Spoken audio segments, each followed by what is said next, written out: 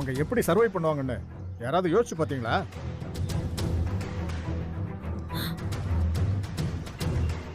இல்லை சார், நான் அவங்கள கூப்பிட்டு வேண்டாம், நீங்க எந்த சமாதானமும் சொல்ல தேவையில்லை. போலீஸை பார்த்த உடனே அதுக்குதுன்னு சொல்லி சமாளிக்காதீங்க. என்ன காரணம் இருந்தாலும் நீங்க பண்ணது மிகப்பெரிய தப்பு. ஒன்னே ஒன்று சொல்றேன், நீங்க யாருமே எதிர்த்து பேசாம நான் சொல்றத கேட்டே ஆகணும்.